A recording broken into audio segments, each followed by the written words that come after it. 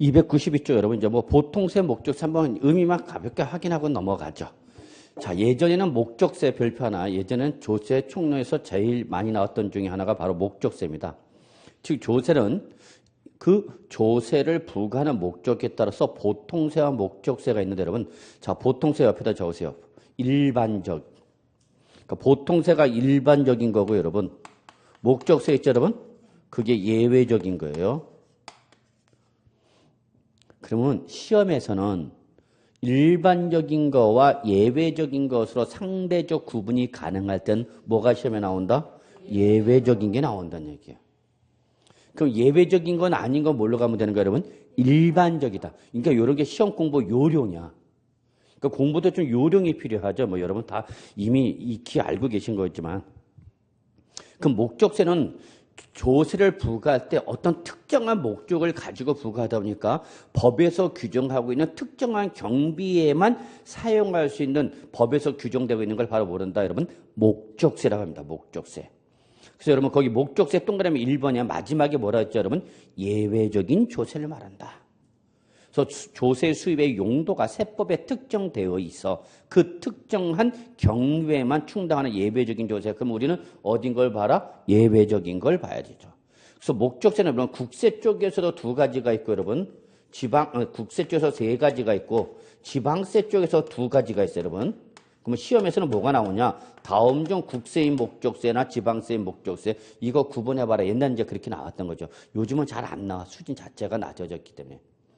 그럼 국세에서 목적세가 몇 가지가 있냐? 세 가지가 있는데 제일 먼저 뭐가 나와요 여러분? 교육세. 그 다음에 두 번째가 교통에너지 환경세. 세 번째가 농어촌 특별세. 이렇게 세 가지가 있네요. 그 다음에 지방세는 목적세가 두 가지가 있는데 지역 자원 시설세. 그 다음에 뭐 지방교육세. 그래서 다섯 가지죠. 그러니까 오선지 구성상 당연히 문제 만들기가 제일 편한 거죠. 뭐. 그래서 다음 중 목적세가 아닌 거 찾아봐라. 이런 형태로도 나왔었어요. 옛날에. 그러면 교육세, 교통에너지 환경세, 농어촌 특별세, 지역 자원세, 지방세 이걸 외울 때 저는 주로 앞글자 따요. 앞글자 따서 여기 동그라미 좀 쳐보세요. 앞글자 따갖고. 그러면 뭐가 되냐면 교교농 지지 이렇게 되는 거야. 그래서 목적세 종류 어떻게 한다고요? 교교농 지지 이렇게 하는 거죠. 그러니까 이제 여름에 공부를 하실 때도 저 같은 경우는 저는 좀 리듬을 잘 타는데 리듬을 타는 걸 좋아합니다. 그래서 그냥 교교농 지지 이렇게 하면 딱딱하면 그냥 하면 그래서 목적세는 교교농 지지요 이렇게 하면 힙합이 되는 거죠. Yeah. What's up? 교교농 지지요. 다 알아들었죠? 예. 그래서 앞으로 교교농 지지요. 그러면 여러분 목적세 얘기하구나 라는 걸 딱 알아들으시다니까. 제가 왜 저러나 그러면 안 돼. 예. 그러면 제가 여러분한테 왜 그래. 그렇게 보시면 돼요. 그런데 교교농을 외우는데 큰 무리가 없는데 지지가 문제 여러분. 지역 자원시설세, 지방교세를 말하는가. 근데 여기 또 뭐가 있냐면 지방소득세가 있고 또 뭐가 있냐. 지방소득세, 지방소비세가 있어요 여러분. 그래서 여기도 지지가 나오죠 여러분. 그 출제 이거 섞어놓고 목적세 찾아봐라 이렇게 하면 다 지지네 그러면 일나는 거죠. 무슨 말인지 아시죠? 그냥 단순하게 교교농 지지요 이렇게 했는데 지역 자원시설세, 지방교세, 지방소득세, 지방소비세 막 섞어놓으면은 헷갈리는 거 아니야. 우리는 앞글자만 쓰는데. 근데 여러분 보통세는 여기가 다 소자가 들어가. 무슨 글자 들어가면 소자가 들어가면 목적세가 아니라 뭐다 여러분? 보통세예요. 보통세. 무슨 말인지 아시나? 자, 지방소득세, 지방소비세는 목적세가 아니라 뭐다고 여러분? 보통세. 그럼 여기 지역 자원세, 지방교세 헷갈리잖아요, 여러분. 그래서 헷갈리기를 방서 요 소자는 뭐다, 여러분? 소자 들어가면 목적세가 아니라 보통세다. 그래서 여러분 예전에 개그 프로그램 중에 소는 누가 키워? 그래갖고 여당당 남아당 뭐 나하고 개그맨들 막 붙어갖고 토론하는 그 프로그램에서 그러면 소는 누가 키워? 소는 누가 키워? 보통세가 키워. 네, 그렇게 외우는 거예요, 여러분. 그 다음에 3번 직접세, 간접세 있죠, 여러분? 네, 시험에 안 나와, X. 뭐 안 나와, 이제 여러분. 한번이나 누름어 봅시다. 직접세는 글자 그대로서 법률상 납세 의무자가 실제 자기가 돈을 내는 걸 바로 직접세. 그래서 법률상 납세 의무자. 담세자란 말이 나왔네요. 여러분 거기 찾으셨나요? 담세자란 말은 뭐냐면 조세를 부담하는 자. 담세자. 실제 조세를 부담하는 자를 담세자라고 해요. 그래서 이렇게 직접세는 법위에서 납세금을 부담하는 법률상 납세 의무자와 그 다음에 요 담세자가 일치가 되는 조세를 뭐라고 그러고 여러분 직접세. 간접세는 요게 일치가 되지 아니하는 예외적인 조세를 말하는데 예를 들어서 여러분 거기 간접세 중에 자 밑줄 하나 부가가치세 찾으셨나요? 부가가치세 인지세 밑줄 요 두 가지만. 그러면 여러분 요걸 간접세 예를 이렇게 들으면 돼요. 여러분은 일상생활 과정에서 가장 많이 내는 세금이 바로 뭐냐면 부가가치세. 부가가치는 여러분 편의점에 들러서 뭐 물건 사잖아. 학원 올 때 여러분 뭐 간식거리로 뭐 사갖고 오잖아. 근데 이제 거기 살 때 본인 거 이제 우리 교수님 거까지 사갖고 오는 분은 그 시험에 꼭 합격하고 지 거만 딱 사갖고 치만 쩍쩍쩍 빨다가 가면 이제 힘들어진다. 하여튼 알아서 해 합격하려면. 자, 그럼 여러분이 물건 살 때에 여러분 다 아시다시피 영수증 물건 가격 보면 뭐가 붙어있죠, 여러분? 부가가치세 표시했단 말이야. 부가가치는 대표적인 소비세인데 국세요. 근데 여러분이 물건을 사는 과정에서 또는 용역을 소비하는 것에서 실제 세무서 가서 부가가치세 낸 적 있어 없어? 없어 사업자가 아니면. 즉 여러분이 물건 살 때 물건을 파는 사람이 여러분한테 뭘 받은가? 부가가치세 10% 받은 거예요. 그거를 자기가 부가가치세법상 부가가치세 신고를 납부하는 거다고. 그러니까 실제 세금을 누가 부담하는가? 소비자 여러분이 돈 낸 건데 그걸 세무서 가다 직접 내는 사람은 여러분이 직접 내는 게 아니라 누가 낸다고? 사업자가 내는 거죠. 그래서 여러분이 공인중개사 되시면 여러분 제일 먼저 쫓아오는 게 바로 부가가치세법이에요. 그래서 여러분이 만약에 시험에 합격해서 나 이제 공인중개사 사무실 영위하겠다. 그러면 여러분 어디 가셔야냐면 이제 중개법에서 배우시겠지만 구청 가서 등록하셔야 돼요. 그래서 나 이제 공인중개사 업을 하겠다라고 이제 뭐 한다고 여러분? 등록을 해. 그럼 등록했으니까 당연히 구청은 뭘 끊어주냐면 등록 필증을 끊어줘. 등록해서 증빙서를 끊어줘. 그러면 그거 들고 여러분 어디 가셔야 돼요? 세무서 가셔야 돼요. 세무서 가고 사업자 등록을 하셔야 돼요. 뭐 해야 된다고요? 사업자 등록을 하셔야 됩니다. 사업 개시일부터 20일 내에 반드시 사업자 등록을 하셔야 돼요. 그러면 사업자 등록을 할 때 여러분 부가가치세법상 사업자는 과세사업자, 면세사업자로 나눠지는데 여러분 공인중개사하면 다 과세사업자입니다. 즉 부가가치 납세 의무가 있다 없다? 있는 과세사업자입니다. 근데 이때 부가치세 사업자는 다시 과세사업자는 일반 과세자가 있고 여러분 간이과세자라는 말 들어보셨어요? 간이과세자는 영세사업자를 말하는 거야. 연 4,800만 원도 돈을 못 버는 사람들이야.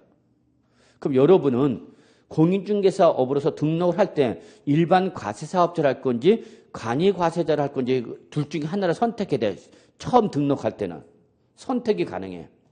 그러면 일반 과세사업자와 간이과세자의 차이점은 뭐냐면 일반 과세사업자가 되면 여러분은 부가가치세법상 부가가치세 10% 징수 의무가 발생합니다. 일반 사업자들은 다 징수 의무가 발생하는 거야. 그 물건 가격에 뭐를 부가가치세 10% 받아야 된다는 얘기야. 그러면 다른 말로 말하면 여러분이 부가가치세법상 일반 과세사업자가 되면 여러분이 자 중개를 해갖고 부동산 매매나 임대차 중개소 중개 수수료를 받으면 그 받은 중개 수수료 몇 프로를 10%를 부가가치세로 더 받아야 된다는 얘기야. 이해하셨어요?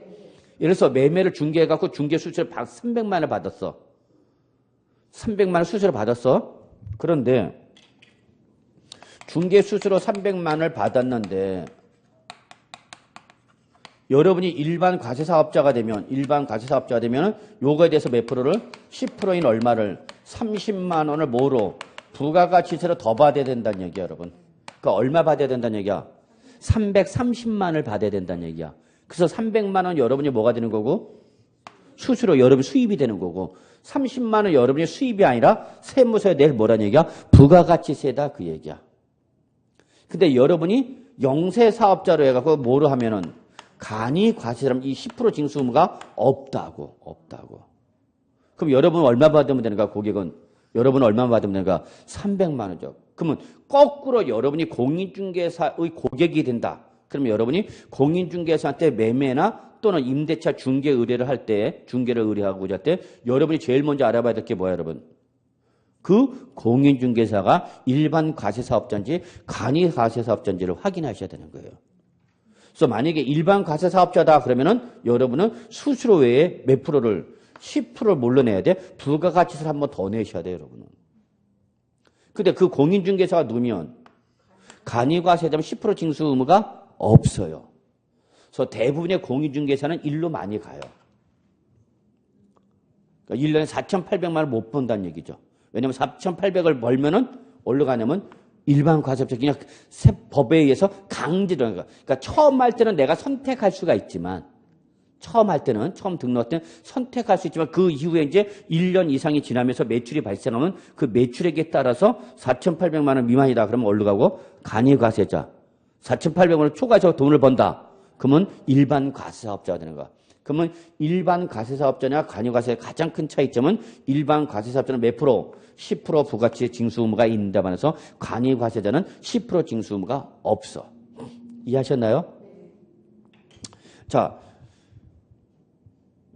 제가 이제 강의를 끝나고 이제 뭐 토요일 같은 경우는 여기 오전 끝나고 또 오후에 딴 데 가서 강의하고 이제 저녁하고 평일은 오전 저녁 강의예요. 그럼 저녁 강의 끝나면 집에 가면 보통 11시나 12시가 됩니다. 그러면 저희 집 사람은 자고 있지요. 우리 왼수는 자는 게 일이야. 그럼 제가 밥을 차려 먹고 이제 또 근데 생전 안 하던 이렇게 편지를 써놨어요. 쪽지를 딱 보니까 말도 못해. 우린 자야 되기 때문에. 쪽지 보니까 늦게 오더라도 처형한테 전화해봐 그러더라고요. 그래서 왜 그런가 처형한테 전화 걸었죠. 그랬더니 이서방 예. 그랬더니 여태 내가 공인중개사 우리 그 임대차 중개한 공인중개사한테 부가가치세 10% 낸 적이 없는데 이번 중개한 공인중개사는 10% 부가치세를 더 달라고 그런다. 그래서 내가 여태 한 번도 준 적이 없는데 이걸 더 달라는데 이게 맞냐라고 물어보더라고요. 그래서 그 중개 계약서를 보라고 그랬죠. 쭉 읽다부터 3조, 4조 이렇게 보면 거기에 일반 과세사업자로서 부가치세 10% 징수 의무가 있습니다라고 적혀 있어. 그 나는 여태까지 한 번도 안 냈어 이서방. 그때는 다 누구랑 거래한가? 간이과세사업자로 거래한 거예요. 그러니까 여러분이 거꾸로 공인중개사가 되지만 여러분 거꾸로 공인중개사의 고객이 될 수도 있죠. 그럼 제일 먼저 뭘 확인해야 되는가? 부가치세법상 이 사람이 일반 과세자인지 간이과세자인지 봐야 돼. 고객 입장에서는 누가 거래하는 게 좋은가? 얘랑 거래하는 거야, 얘랑. 그럼 얘는 10%는 얘 안 내. 안 내지만 누구랑 거래하면 일반 과세. 그 공인중개사 일반 과세사업자면 수수료 몇 프로를 10%를 뭘로 부가세 한 번 더 낸다고. 이해하셨어요? 그러니까 이걸 먼저 확인해 봐야 돼. 그럼 어떻게 확인하냐? 모든 공인중개사 사무소는 그 등록필증과 함께 뭐가 있어요, 여러분?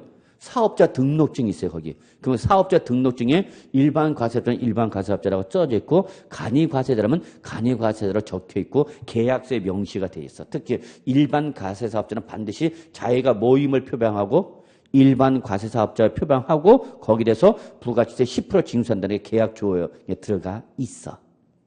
이해하셨나요, 여러분? 그러니까 여러분이 공인중개사 거래할 때도 먼저 알아야 될 것이 이렇게 일반 과세자냐, 간이과세자가 중요한 거죠. 그럼 수수료가 크면 클수록 부담하는 부가치세도 커지는 거죠.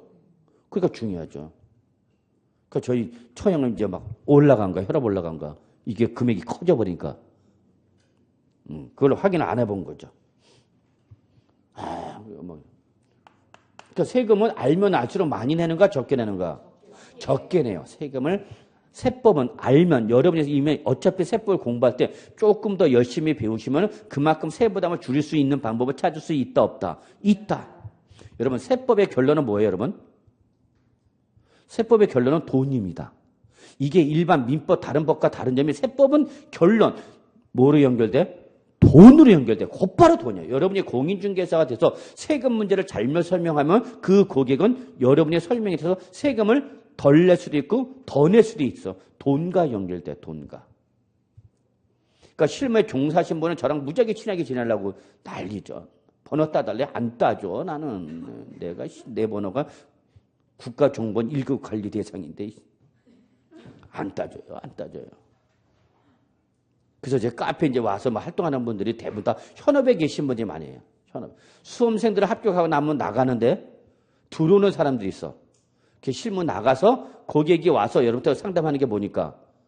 제일 많이 상담하는 과목이 어떤 것 같아요? 세부금이에요, 세법. 민법을 여러분한테 상담 안 해요. 공법 모르기 때문에 상담 자체를 안 해. 몰라. 근데 무슨 문제는 세금은 당장 뭐와 연결되니까? 돈이야, 돈. 그래서 여러분 세법 공부할 때 문제 수는 16문제지만 그거 관계없이 여러분이 좀 잘 알아두시면 실무 나가서 많이 도움 됩니다. 그래서 바로 이렇게 법률상 납세 문제와 감세제가 일치가 되지 않는 조사를 벌인다 여러분 간접세를 한다 하라고 거기 인지세가 바로 여러분이 해당이 돼. 공인중개 요거 알아두십시다. 인지세 적어놔. 여러분이 공인중개사가 되셔서 요거 하나 적어놔요. 매매계약서를 작성했을 때와 임대차 계약서 둘 중에 하나 써야 되겠죠? 안 쓸까 이거? 이걸 먹고 사는 거야 여러분들? 이게 좋은 말이 나쁜 말인지 잘 알아들어야 돼.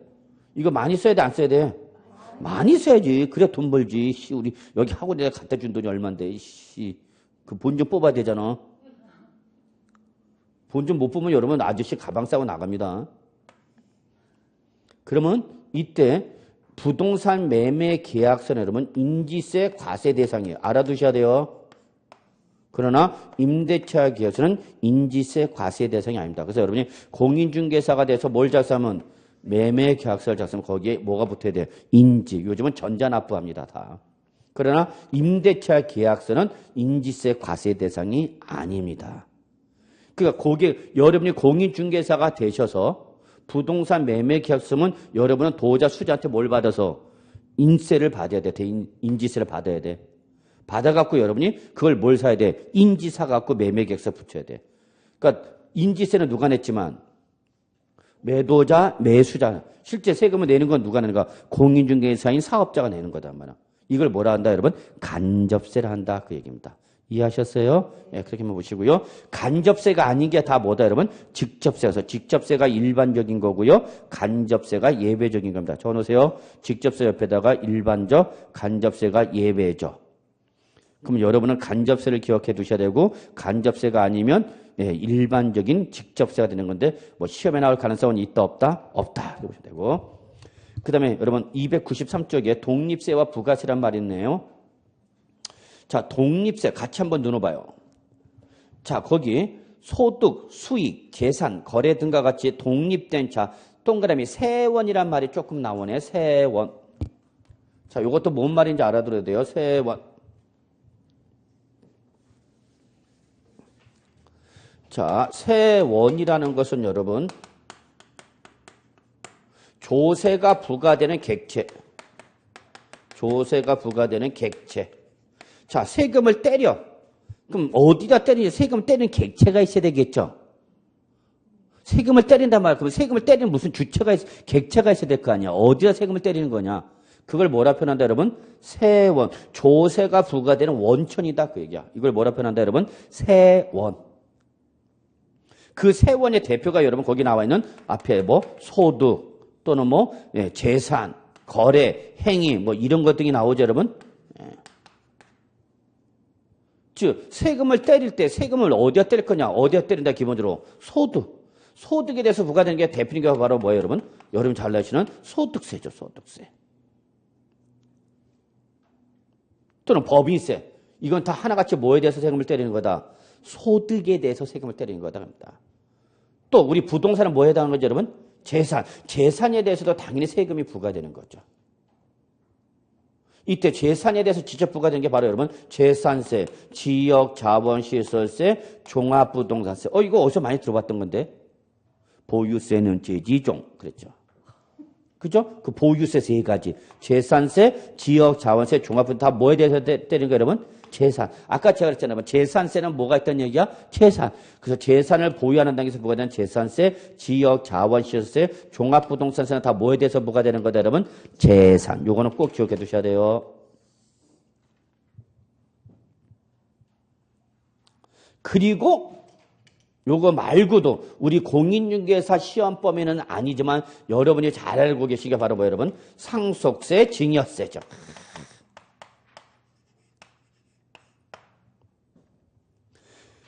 저는 여러분 이거 한번 내고 싶어. 진하게 내고 싶어. 나 정말. 세금 중에서 가장 내고 싶은 세금이 뭐다고 여러분? 저는 상속세, 증여세는 이거 한번 내고 싶어. 여러분 내고 싶어? 안 내고 싶어 여러분은? 왜 내라고 그러지 세금을? 그러면 안 돼.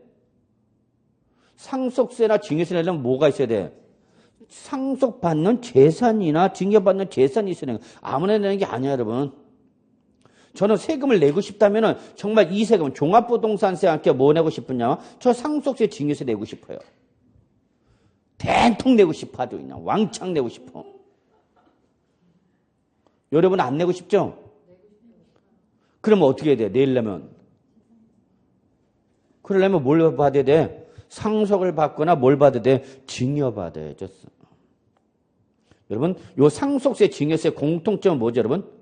다 무상으로 취득한다는 게 가장 큰 매력이죠. 놓치면 안 돼. 상속세, 증여세, 상속과 증여가 나오면 뭐가 떠올라야 돼 여러분? 무상이 딱 떠올라야 돼. 근데 이 상속세, 증여세 잘 내고 싶으면 여러분 어떻게 해야 될까요? 상속세 내고 싶다, 증여세 내고 싶다 그러면 어떻게 돼요 여러분? 뭐 어떻게 하는 줄 알아야 되지. 첫째 부모를 잘 만나야 돼요. 상속세, 증여세 누굴 잘 만나야 된다고? 부모를 잘 만나야. 부모를 잘 만나야만 낼 수 있는 세금이 바로 뭐 여러분? 상속세, 증여세입니다 여러분. 어떻게 여러분의 부모님은 상속세, 증여세 낼 수 있게 해줘요? 안 해줘요? 예, 해준 분들 계시죠. 그분들은 저랑 좀 앞으로 친하게 지내고요. 낼 사람이 없다. 상속세 같은 소리 하고 있다 이스켜. 그러면 저하고 친할 필요 없어요. 그래서 상속세, 증여세 내고 싶으면 누굴 잘 만나라? 부모를 잘 만나야 돼요. 그래서 저는 상속세 낼 일이 없어요. 증여세 낼 일이 없어요. 그럼 다른 말로 말하면 뭐야 여러분? 상속받을 재산이 있다 없다? 없다 그 얘기야. 증여받을 재산이 있다 없다? 없다. 그러니까 부모님 재산이 있다 없다? 없다 그 얘기야. 그래서 제가 EBS 방송할 때 이 얘기를 했죠. 방송에서. 상속세는 상속받은 사람이 내는 건데요. 상속세는 아무나 내는 것이 아니라 일정한 금액을 초과할 때만 상속 내는데요. 저는 상속세 안 냅니다. 그때 저희 부모님이 그걸 보고 있었나 봐. 콜이 왔어. 너 들어와봐라 이스키야. 그래 스키야. 넌 상속받을 재산이 없다 이스키야. 그걸 방송에서 떠드네 스키야. 그래갖고 뒤지게 욕먹었어요. 자, 부부지간에 상속을 받으려면 여러분 상속세 얼마, 상속받는 재산이 얼마 돼야 상속될까? 부부가 상속을 받을 때 얼마 정도를 받아야 상속세 낼 수 있을 것 같아요? 응? 여러분 상속세 아무나 내는 세금이 아니야. 저거 30억. 저거. 그래서 상속세가 부과될 때 부부지간에 상속을 받을 때는 알아둬야 돼. 우습게 소리하는 게 아니야. 그래서 부부지간에는 얼마까지는 30억까지는 과세를 하지 않습니다. 요거 집에 가서 아저씨한테 얘기해갖고 나 상속세 내고 싶다 얘기해야 돼 아저씨한테. 그러면 얼마를 더 하려는 얘기야? 30억을 초과해서 줘야 된다 그 얘기야. 30억까지는 상속세 부과한다고요? 안 한다고요? 안 한다고요. 꼭 기억해 두세요. 그럼 남편한테 물어보세요. 가서 오늘 자기야 오늘 우리 세금을 배웠는데 글쎄 상속세는 30억을 초과해야 상속세를 낸다네. 우리 상속세 낼 일이 있을까 없을까 그러면 아저씨는 뭐라 그래? 그런 걱정 하덜덜덜 마라 이씨. 그러면은 그때는 조정 들어가는 거야. 자, 그래서 이거 하나 알아둡시다. 오늘 오셨으니까 이거 하나 알아둡시다. 자, 부부지간에는 상속 공제 금액이 30억까지 공제를 받습니다. 증여세는 6억까지를 공제받습니다. 근데 요거는 10년 단위입니다. 그랬더니 어떤 분이 물어봐. 그러면 상속세는 몇 년 단위로요? 상속세는 한 번이야. 그렇죠. 재혼한 거 계속 하면 되죠. 무한대로 갈 수는 있어. 근데 증여는 여러 번 받을 수 있죠. 증여는 여러 번 받을 수 있잖아. 그러니까 부부지간에는 30억 또는 6억, 30억, 증여는 뭐 얼마까지? 6억까지는 증여세 뭐 해준다고요? 공제해준다고요.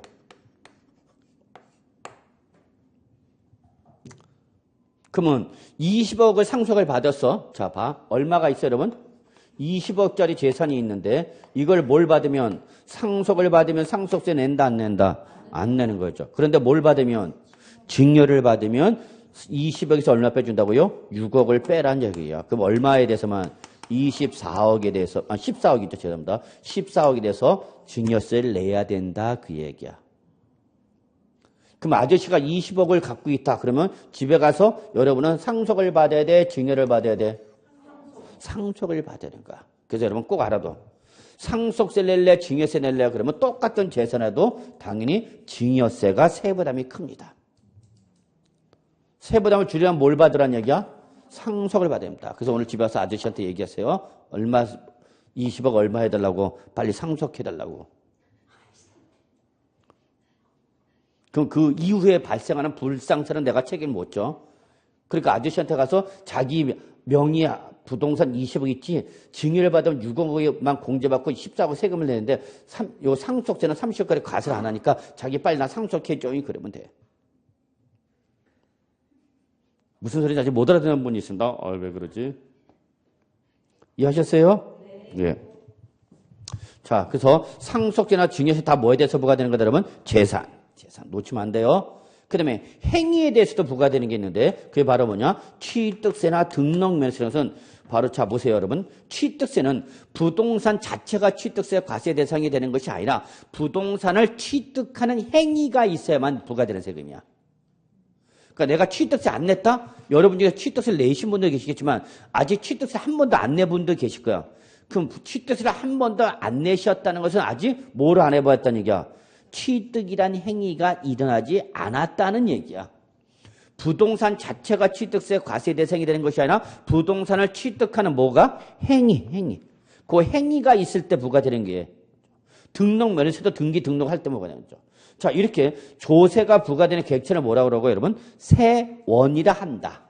수많은 세원이 있는데 여러분 우리 부동산과 관련된 건 요 정도만 기억하시면 돼요. 이러한 세원을 보유하고 있는 세를 뭐라고 하고 여러분? 독립세. 자, 그 다음에 이렇게 독립된 세원이 없어서 이미 부과된 다른 본세를 기울여서 이중과세는 예외적인 성격 조세를 뭐라 한다 여러분? 밑줄 부가세. 그럼 지금 부가세가 중요한가? 독립세가 중요한가? 부가세가 중요한 거야. 부가세. 그래서 부가세는 여러분 거기 자 국세 쪽에서 밑줄 농어촌 특별세다 밑줄 하나. 국세 중에서 부가세에 대한 것이 뭐가 있다 여러분? 교육세와 농어촌 특별세가 있는데 밑줄 치는 건 어디에만? 농어촌 특별세. 왜? 이게 시험범위다 그 얘기입니다.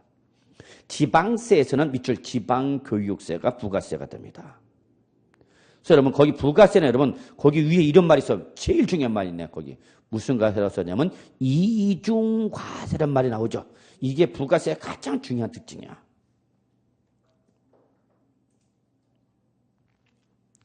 무슨 말이냐면 자 제가 부동산을 취득했다. 그러면 부동산을 취득하면 뭐가 부과되죠 여러분? 취득세가 부과되죠. 그럼 요 내는 취득세를 기준으로 해서 한 번 더 뭘 내야 되냐면 지방교육세와 지방세 중에서 지방교육세와 국세 쪽에서 뭐를 한번 농어촌 특별세를 한 번 더 내셔야 돼요. 그러니까 내가 부동산 취득하면 뭘 냈어요 여러분? 취득세. 그럼 취득세가 부과되면 요 놈을 기준으로 해서 내는 취득 기준에서 한 번 더 뭘 내야 된다? 지방교육세와 농어촌 특별세는 세금을 한 번 더 내야 된다. 그래서 여기 뭐라고 써요? 부가세는 이중과세.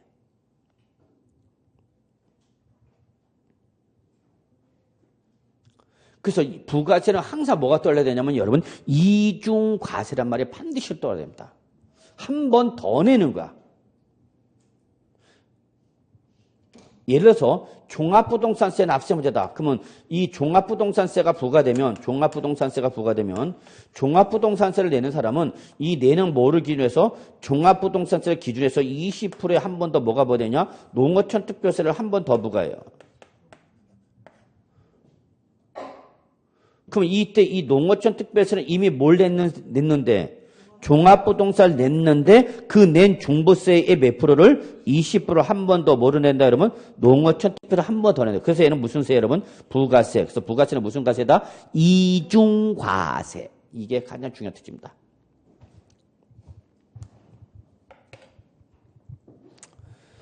그 다음에 뭐 대인세, 대물세, 종가세, 종량세 뭐 이런 게 나와 있는데 그냥 가볍게 눈으로만 보시고요. 그 다음에 294쪽에 보시면 뭐 7번 기타 뭐 세들이 있는데 여러분 그냥 그게 시험에 나올 것들은 없으니까 한번 눈으로만 훑어보시면 돼. 거기 밑줄 딱 하나만 밑줄 치게 양가로 2번에 밑줄 재산세 있죠. 밑줄.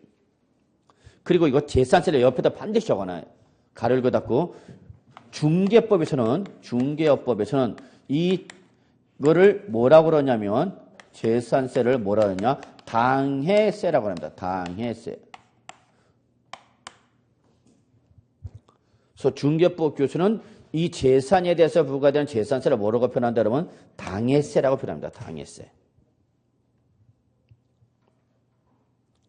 그래서 요 용어만 좀 적어놓고요. 그 다음에 뭐 295쪽 조세의 체계 뭐 있죠? 아까 봤었죠, 여러분? 세금 더럽게 많네. 그렇게 보시면 돼요.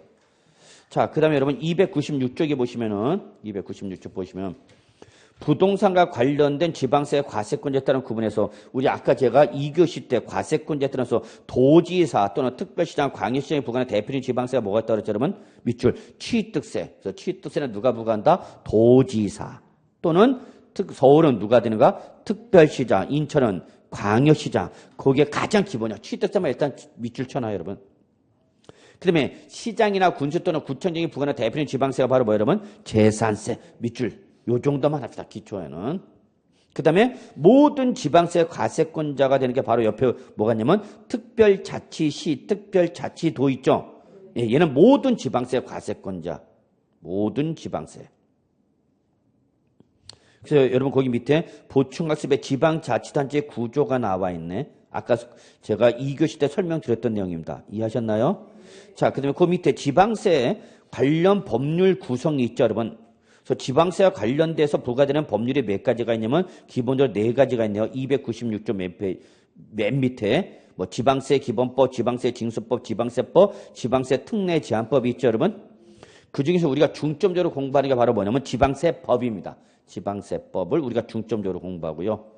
그다음에 지방세 기본법과 지방세 징수법 2개 묶으시고요. 지방세 기본법과 지방세 징수법은 지방세 총론, 총론, 지방세 총론에서 한 문제 정도 언급되는 부분이야. 하나에서 2문제. 그리고 한 7문제를 어디에서 다루냐? 지방세법에서 7문제 정도, 7에서 8문제를 우리가 다루게 돼. 그 다음에 지방세 특례제한법은 시험법에는 아니지만 여러분이 실무 나가면 반드시 알아두면 좋은 규정이 바로 특례제한법이에요. 세금을 많이 내는 규정이야? 세금을 적게 내는 규정이야? 여러분 지방세 특례제한법은 여러분 세금을 적게 내는 법률입니다. 주로 감면, 면제에 관한 법률인데 이거는 알면 알수록 많이 내는가 적게 내는가? 적게 내는 겁니다. 그 지방세 특례 제한법 밑에다가 하나 줘세요. 이거는 지방세니까 국세는 뭐가 있냐? 조세 특례 제한법이라는 것이 있어. 국세에는 뭐가 있다? 조세 특례 제한법. 지방세를 뭘로만 바꿔주면 되냐?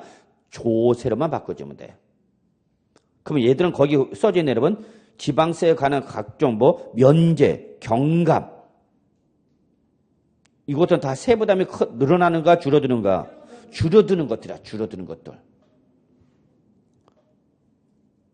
자, 그런데 여기서 우리 하나 좀 알아두시다. 뭘 알아야 되냐면 법률 체계 좀 알아두셔야 돼요. 법률 체계.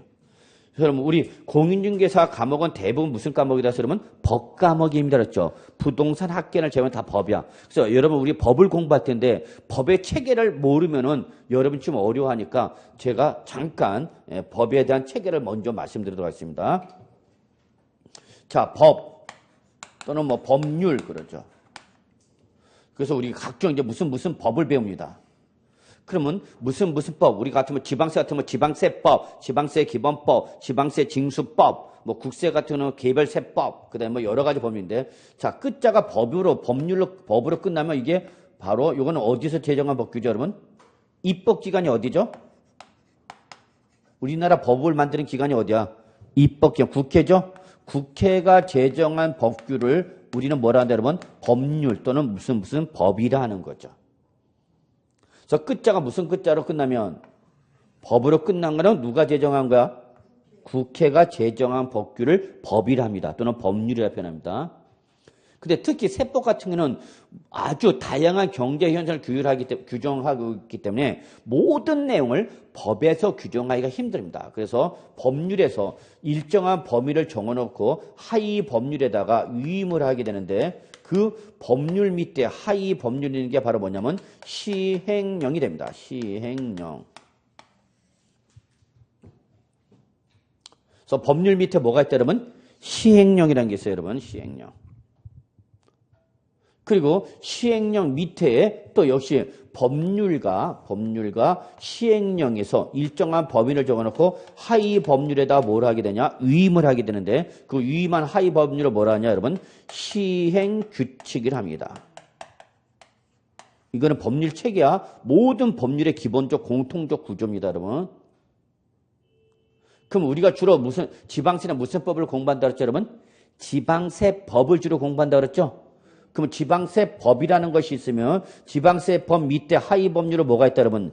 지방세법 시행령이 있다. 그 밑에 또 하위 법률로 뭐가 있다 여러분? 지방세법 시행규칙이 있다. 그럼 이때 법이라 끝나는 건 어디서 제정한 법규를 말하는 거고 입법기관인 국회에서 제정한 법규를 말하는 거고 시행령은 누가 제정한 거냐? 이거는 입법기관이 아니라 행정기관의 수반인 누구 명의로 대통령 명의로 나오는 걸 바로 뭐라 한다 그러면 시행령입니다. 그래서 보통 다른 말로 대통령령이라 한다 그러면 뭐를 말하는 거다 여러분? 시행령을 말하는 겁니다. 알아두세요. 그다음에 시행규칙은 그러면 누가 하는 거냐? 역시 요거는 대통령 밑에 뭐가 있죠? 총리 또는 뭐 있죠 여러분? 주무부 장관이 있죠. 그래서 이렇게 총리나 장관의 명의로 나오는 법규를 뭐라 한다 여러분? 시행규칙이랍니다. 그러면 소득세법이라 그러면 소득세법이 있고요. 소득세법은 어디서 만드는가? 국회에서. 그래서 소득세법을 국회에서 만들면 그 밑에 위임된 하위 법률을 뭐다 여러분? 소득세법 뭐가 되는 거 여러분? 시행령 끝자가 붙으면 돼요. 그래서 시행령은 누구 명의로 나온다 여러분? 대통령령으로 나오는 거야. 그 다음에 그 법률과 시행에서 위임한 일정한 하위 법률 나오는 게 바로 뭐다 여러분? 시행규칙. 이건 누구 명으로 나온다? 주무부 장관 명으로 나와 주로. 그래서 특히 여기서 국세의 주무부 장관은 알아두세요 여러분. 국세의 주무부 장관 누구다요? 기획재정부 장관이 됩니다. 그래서 기획재정부 장관이 국세의 주무부 장관입니다. 그 다음에 지방세 이 주무부 장관이 누가 되느냐? 바로 행정안전부 장관입니다.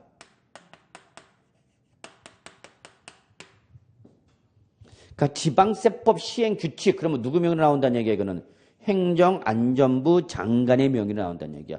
소득세법 시행규칙 그러면 누구 명의로 나온다는 얘기야? 기획재정부 장관의 명의로 나온다는 얘기야. 그러면 뭐가 나오면은 시행령은 누구 명의로 나온다 여러분? 대통령령으로 나오는 거야. 대통령령으로. 이해하셨어요? 예. 그래서 우리 세법을 공부할 때 대부분 우리 세법 시험은 여기가 주된 내용이 됩니다. 여기가 주된 내용이고 얘는 거의 예외적으로 가끔 여기 나오면 그냥 이건 출전이 맞으라고 내는 거냐 틀리라고 내는 거냐 틀리라고 내는 겁니다. 그래서 대부분 시험은 여기가 됩니다. 우리 부동산 세법에서 시험 보면 주로 어디 나온다 여러분? 법률과 시행령에서 규정되어 있습니다. 그럼 여러분 우리 아까 거기 지방세 관계 법은 4가지가 있다고 그랬죠 여러분? 지방세 기본법, 지방세 징수법, 지방세법, 지방세 특례 제한법이 있다고 그랬죠 여러분? 자, 그러면 우리가 주된 내용이 배우는 게 뭐랬어요 여러분? 지방세법. 그러면 지방세법이 있고 그 밑에 뭐가 있다 여러분? 지방세법 시행령. 그 밑에 뭐가 있다? 지방세법 시행규칙이 있다 그 얘기입니다. 이때 법률은 누구 명의로 나오는 거고? 입법기관인 국회. 그래서 내년도 세법에 관련된 법률 개정안이 지금 국회에 상정되어 있어. 이제 그걸 누가 이제 통과시켜야 되는 거야? 국회의원이 통과시키는 거야. 근데 이걸 얘들이 빨리 통과를 안 시켜. 그래서 항상 힘들어요. 이게 12월에 넘어가야 보통 국회에서 통과가 돼. 그럼 법률이 통과돼야만 그 밑에 하위 법률이 뭐가 나오는가 여러분? 시행령이 이제 또 개정자 후속 작업으로 개정이 되는 거야. 그래서 이게 개정돼야만 또 뭐가 이제 개정되는가? 시행규칙. 근데 우리 세법은 이 개정된 내용도 이번 2017년도에는 안 나왔지만 자주 시험에 나오는 부분이야. 개정된 내용은. 근데 보통 우리 지방세와 관련된 이 법률과 시행령은 주로 12월 말에 개정됩니다. 12월 말자로 거의 개정됩니다. 12월 31일이나 12월 30일자로. 그래서 12월 말에 주로 개정됩니다. 그래서 법률과 시행령은 12월 말일자로 개정된다 보시면 돼요. 그 다음에 국세와 관련된 법률 개정도 12월 말이면 개정이 됩니다. 그러면 국세는 법률 밑에 뭐가 있어요, 여러분? 시행령이 떨어졌죠? 이 시행령이 내년 보통 1월 말에서 2월 정도에 개정이 됩니다. 시행 규칙은 이제 그 다음에 나왔죠. 그래서 여러분이 가지고 계신 교재는 지금 정식 교재가 아니라 뭐였냐면 임시 교재입니다. 임시 교재가 될 수밖에 없는 거는 인문서지만 여러분이 이게 반영이 돼야 되거든요. 처에 이게 시험범위 되기 때문에. 그래서 아마 여러분이 기본서는 여기까지 개정된 내용이 아마 기본서에 반영이 될 거예요. 왜냐면 국세와 관련된 시행령 개정은 언제 이루어지기 때문에 내년 2월이 돼야 돼, 보통. 그럼 이것까지 반영을 하려면 책이 늦어져, 출간 시기가. 3월이 지나야 나온다는 얘기야. 그럼 여러분 책 없으면 공부해, 못 해? 못 하잖아. 책 있어도 공부를 못하는 판국에 책이 없으면 더 못하는 거죠. 그러니까 여러분이 교재는, 새로운 실제 정식 교재는 이게 반영됩니다. 무슨 말인지 아시죠? 그러면 최소 뭐가 지나야 된다는 얘기 여러분? 12월 말 지나서 개정된 내용이 어떻게 되면 공표가 되면은 그 공표된 내용을 가지고 기본서를 고쳐야 되는 거야. 그래서 아마 제가 볼 때 나올 땐 제가 밤을 이제 이땐 밤새입니다. 계속 개정 작업하고 거기에 대한 교정 작업 들어가면 밤새야 돼 거의. 그래서 아마 제가 볼 때는 1월 한 중순이었어. 빠르면 정말 빠르면 1월 중순. 늦으면 한 1월 20일에서 25일 사이에 나오지 않을까 생각합니다. 그러니까 내년 2018년도 판이죠. 2018년도. 그리고 요거 국세 시행령 개정은 이제 일단 기본서가 나오면 거기에 대해서 추가 개정되는 건 이제 수정하는 수밖에 없어. 그래서 여러분이 이제 정식 교재를 받는 건, 부동산 세법 정식 교재를 받는 건 내년 1월 중순이 지나서 한 20일에서 25일 사이에 받지 않을까 생각합니다. 제가 빨리 이 작업을 하면은. 그래서 여러분 받는 게 여기까지. 시행령은 개정이 반영이 되고 안 되고 안 돼요. 그래서 지금 계속해서 지금 제가 개정 작업을 하고 있기 때문에 하여튼 자료가 입수는 대로 준비를 하고 있으니까 여러분 좀 봐두시고요. 그래서 여러분 거기 296쪽에 지방세에 관련된 법률 체계가 있고 297쪽에 보면 여러분 도세 또는 시군세 준용이란 말이 나왔죠. 메뉴에. 제가 아까 그랬어요. 여러분 지방세법에서 그러면 자동적으로 뒤에 뭐가 붙는다 했죠? 여러분 특강이 붙는다고 그랬죠. 특별시, 광역시. 자, 지방세법에서 시, 군. 그러면 자동으로 뭐가 붙는다 했죠? 여러분 구가 붙습니다. 그게 바로 요 준용 규정입니다. 그래서 거기 보시면은 첫째 줄 지방세 기본법 및 지방세 관계법에 별도의 규정이 있는 경우를 제외하는 특별시와 광역시는 뭐를 준용한다? 특별자치시, 특별자치도는 도와 시군에 관한 규정이고 그 밑에 구에 관한 뭐를 준용한다 여러분? 시군. 그러니까 지방세법상 그러면 자동으로 뭐가 나온다? 특강이 쫓아 나온다. 지방세법상 시군 그러면 서울과 인천은 뭐가 나온다? 구가 나온다라는 걸 말합니다. 그래서 여러분 거기 지방자치단체 세목. 자, 세목이란 말이 나오네. 자, 요것도 하나 좀 알아둬야 할 용어입니다. 세목. 양가로 3번 지방자치단체 세목이란 말 나와있죠? 찾으셨어요? 양가로 3번 지방세의 세목. 그럼 여기서 세목이라는 것은 뭐를 말하냐 하나 알아둬야 돼요, 여러분. 세목은 조세의 한 개별 종류를 말합니다.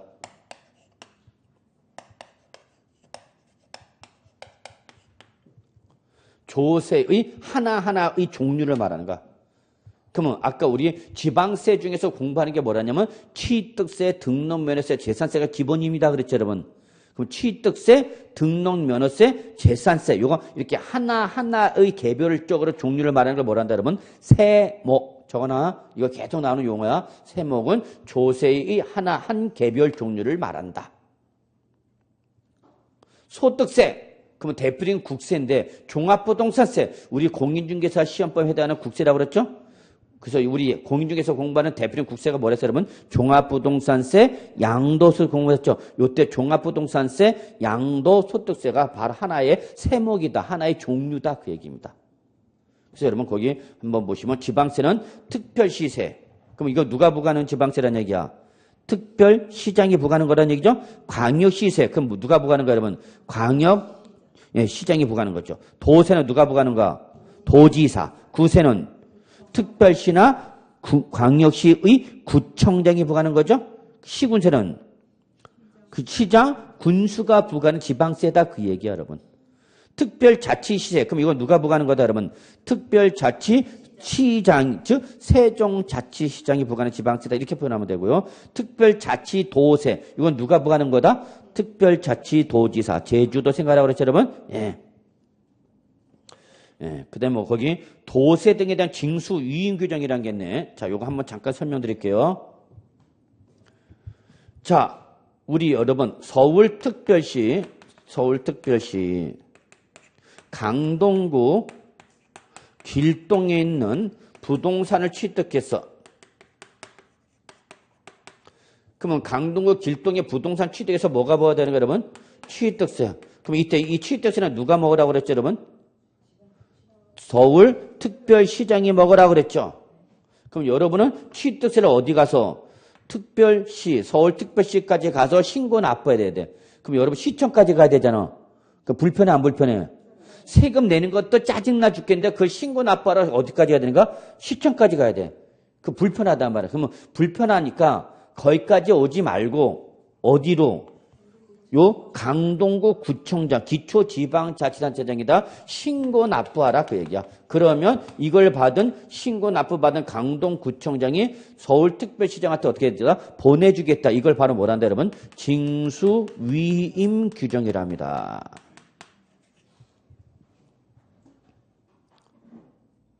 자, 예를 들어서 여러분, 자, 경상남도 거제시죠, 이제는. 거제군이 아니죠? 거제시지. 하여튼 무슨 동이 돼. 자, 그러면 경상남도 거제시에 있는 부동산을 보면 취득한 뭘 부과되죠, 여러분? 취득세. 그럼 누가 먹는가, 이거는? 경상남도 도지사가 먹어야 되죠. 그러면 취득세를 신고하려면 어디까지 가야 돼? 경상남도 도청 소재지로 가야 되죠. 도청에 가야 될 거 아니야. 그럼 경상남도 도청이 어디냐면 창원에 있어요. 창원. 그러면 거제도에서 통영, 충무를 거쳐서 고성을 거쳐서 마산을 지나서 창원으로 들어와야 돼. 제가 이쪽에서 군대 생활을 해봤기 때문에 잘합니다. 그럼 거제도에 있는 부동산 취득한 사람은 거제소에서 어디까지 오려면 창원까지 오면 한참 와야 돼, 한참. 지금은 많이 발달됐지만 예전에 뭐 몇 시간 걸렸습니다. 3시간, 2-3시간 이상 걸렸을 거야. 그러면 거제시에 있는 부동산 취득세를 신고 납부를 여기까지 오니까 창원까지 오니까 불편해, 안 불편해? 불편해. 그러니까 여기까지 오지 말고 누구한테 그냥 거제시장한테 뭐하라? 신고 납부하라 그 얘기야. 그러면 그걸 받은 거제시장이 누구한테? 경상남도 도지사한테 센터링 해주겠다 그 얘기야. 요런 규정을 뭐라 표현한다 여러분? 징수위임 규정이랍니다.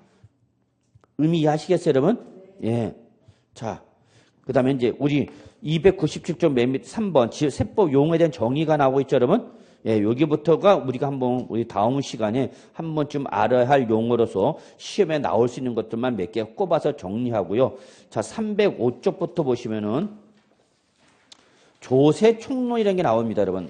찾으셨어요?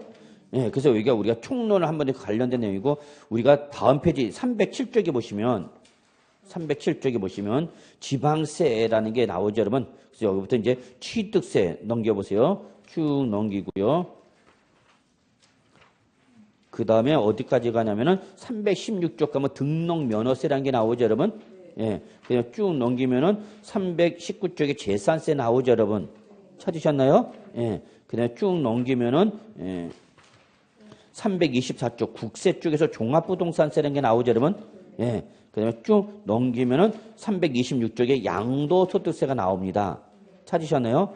예, 그래서 이런 걸 쭉 넘기고, 쭉 넘기면 어디까지 가냐면 여러분 335조 부동산 임대사업소득이란 종합소득세 있죠. 예, 여기까지가 우리가 이제 부동산세법에서 주로 공부하는 내용이야. 이해하셨어요? 그래서 우리는 이제 여기를 지금 구체적 개입적으로 들어가기보다는 이런 큰 틀을 잡는 것이 이제 우리가 입문 과정에서 하는 거고요. 예, 그래서 다음 주부터는 우리 여기 어디부터 나가냐면은 용어에 대한 정의. 여기부터 용어에 대한 정의 어디부터 간다고요? 몇 페이지부터 나가냐면 297조. 이 중에서 여러분이 반드시 알아야 할 용어와 시험에 나오는 걸 잡아 드릴 거예요, 제가. 예, 그래서 한번 11월달, 12월달은 우리 세법에 대한 전반적인 개념만 잡는다 생각하시면 되겠고요. 구체적인 개별적인 내용보다 전체 흐름을 이해하는 것이 중요하기 때문에 인문과에서 이러한 강의가 이루어진다는 것을 말씀드려서 오늘 첫 번째 시간 강의 여기서 마무리하도록 하겠습니다. 여러분 수고하셨습니다.